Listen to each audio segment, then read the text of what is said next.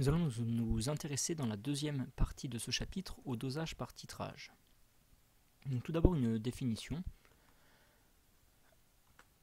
On effectue un titrage lorsque l'on fait réagir l'espèce à doser, que l'on appellera le réactif titré, avec une autre espèce chimique que l'on appellera le réactif titrant. Et donc cette autre espèce, le réactif titrant, sera introduite en quantité connue. Juste une remarque, donc lors d'un titrage, contrairement au dosage par étalonnage vu précédemment, l'espèce titrée est détruite par la réaction, et donc on parle de titrage également destructif. On va distinguer trois types de titrages, les titrages pH métriques, les titrages conductimétriques et les titrages colorimétriques. À chaque fois, le schéma expérimental du montage sera le même. On aura une burette dans laquelle on mettra la solution titrante, un bécher ou un Erlenmeyer dans lequel on mettra le réactif à titrer. Pour agiter la solution, on utilisera un turbulent magnétique, l'ensemble étant placé sur un agitateur magnétique. Pour mieux voir d'éventuels changements de couleur, on placera une feuille de papier blanc entre l'agitateur et le bécher. Donc à chaque titrage est associée une réaction de titrage. Donc tout d'abord, pour qu'une transformation puisse servir de support à un titrage, il faut absolument qu'elle soit univoque, totale et rapide. Univoque, ça veut dire qu'on est sûr qu'il n'y a qu'une seule réaction qui rentre en jeu. Totale, donc l'avancement maximal sera atteint, et rapide, pour éviter d'avoir à attendre que la réaction se fasse. Donc réaction univoque, totale et rapide. Et donc la réaction qui sera mise en jeu au cours du titrage sera appelée réaction de titrage. Donc cette réaction de titrage devra pouvoir être retrouvée à partir des informations données soit dans le protocole expérimental, soit à partir des documents de l'activité expérimentale ou documentaire, ou encore à partir des informations données dans un énoncé s'il s'agit d'un exercice type bac par exemple. L'exploitation d'un titrage va se faire grâce à une notion que l'on appelle l'équivalence, la notion d'équivalence. Cette définition est à connaître. Lors d'un titrage, l'équivalence est définie par le changement de réactif limitant. À l'équivalence, les réactifs ont été introduits dans les proportions stoichiométriques. Donc l'avancement de la réaction, on le notera avec un X E majuscule pour distinguer du accent aigu Q pour l'équilibre. Donc la réaction servant de support au titrage étant totale, l'avancement à l'équivalence est aussi l'avancement maximal. Et le volume de réactif titrant versé à l'équivalence est noté VE.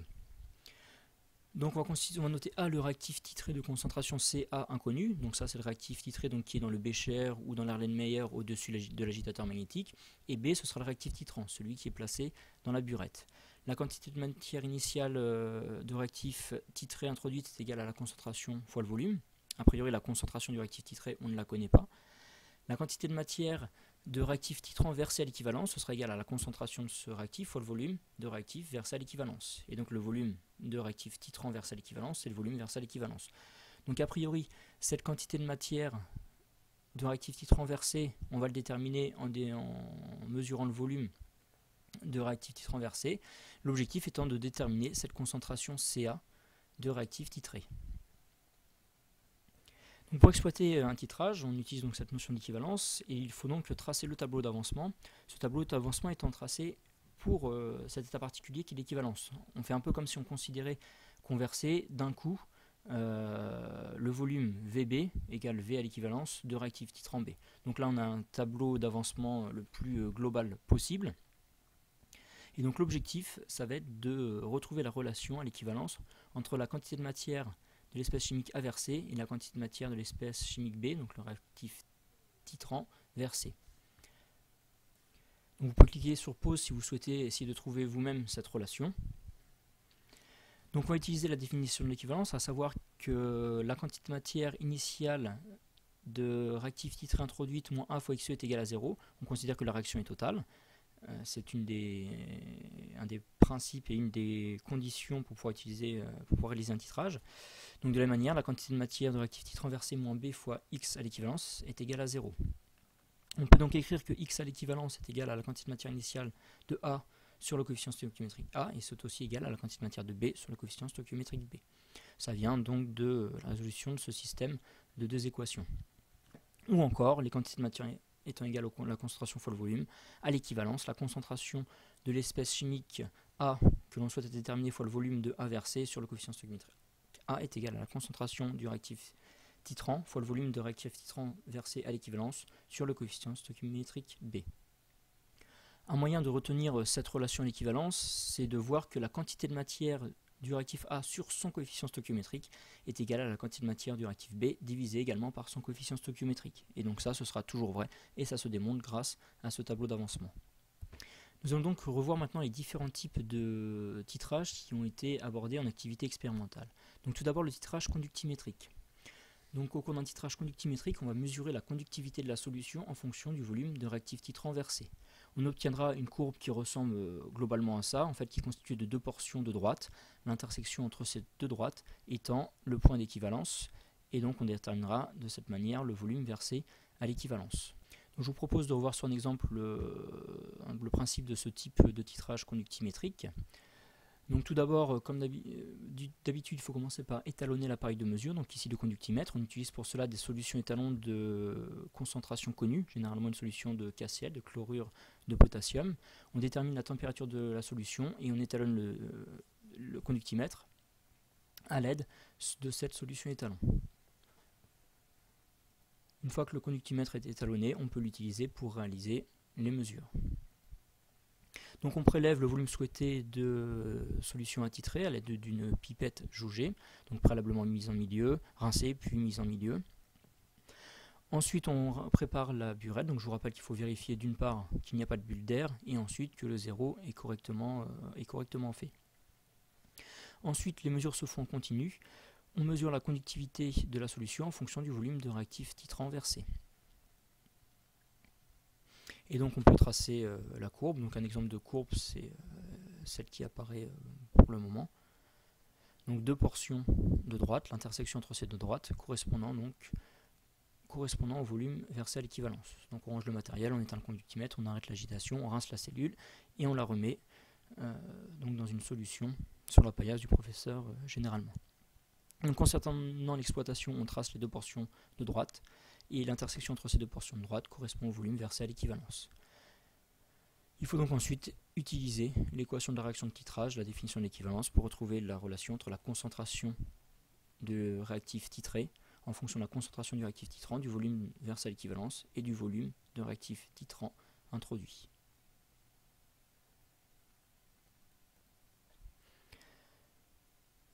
Donc le deuxième type de titrage abordé, c'est le titrage pH métrique. On mesure cette fois le pH de la solution du milieu réactionnel en fonction du volume d'un réactif titrant versé. On obtient ce type de courbe en rouge ici.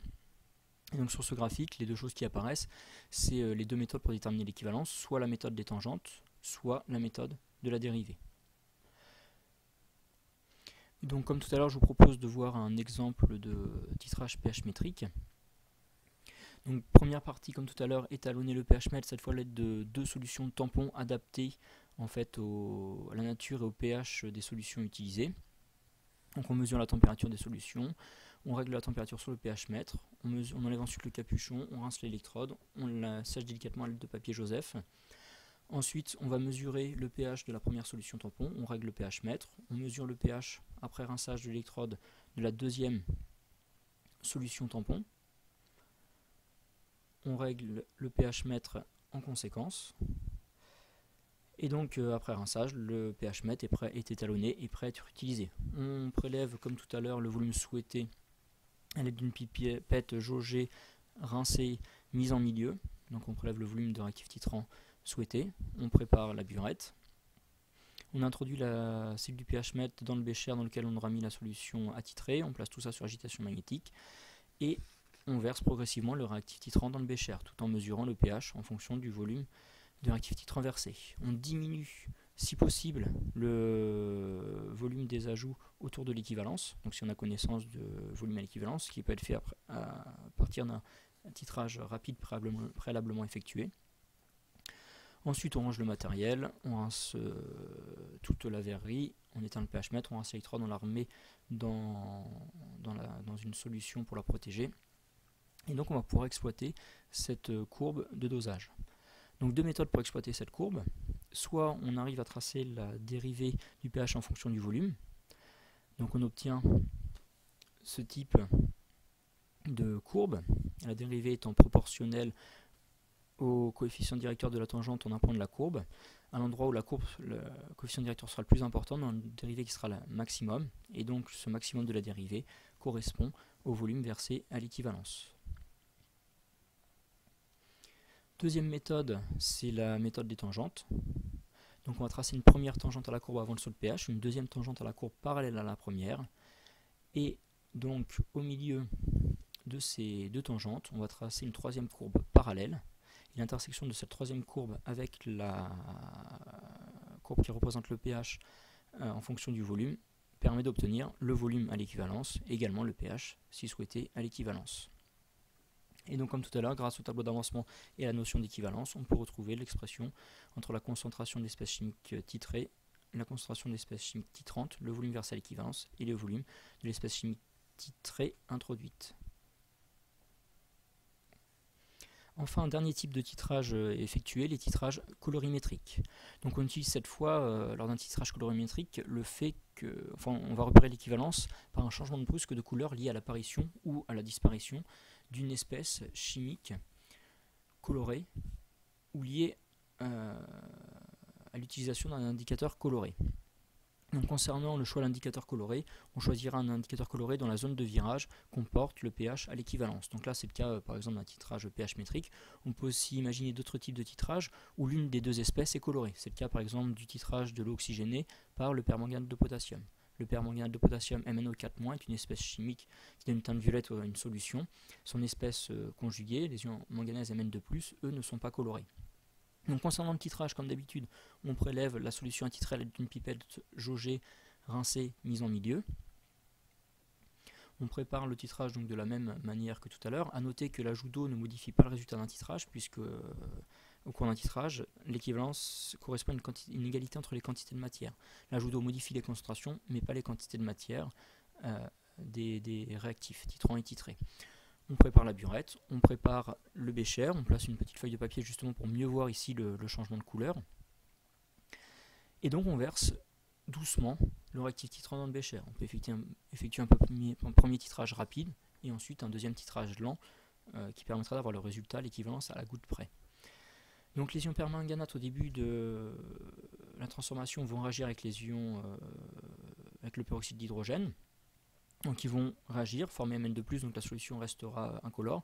À partir du moment où tous les ions, tout le peroxyde d'hydrogène ont été consommés, les ions permanganate MnO4- ne peuvent plus réagir, il reste donc en solution qui prend une teinte violette. Donc ce changement de couleur permet de repérer l'équivalence. Donc on peut réaliser un deuxième titrage lent, donc cette fois on va beaucoup plus vite jusqu'à 8 ml, et ensuite on y va goutte à goutte, jusqu'à ce qu'on observe la persistance de la couleur. Ça permet d'avoir une valeur précise du pH, du volume de réactif titrant versé à l'équivalence. Donc dans l'exemple, ensuite, si c'était un titrage d'oxydoréduction, il faudrait écrire donc l'équation de la réaction.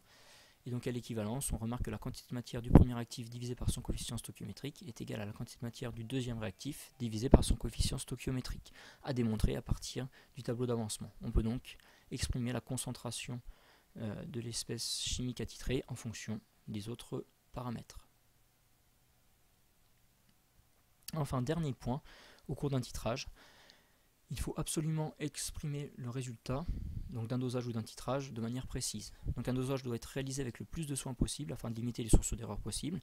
Les sources d'erreur sont de trois types: incertitude liée aux manipulations, incertitude liée à la méthode de dosage utilisée, incertitude liée au matériel utilisé, verrier, appareil de mesure, etc.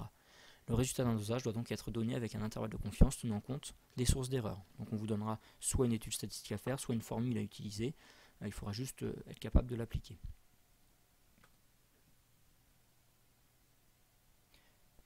Donc ce chapitre est terminé, un résumé est disponible sur ce prési, et donc ce qui est à savoir est indiqué toujours sur le prési ici.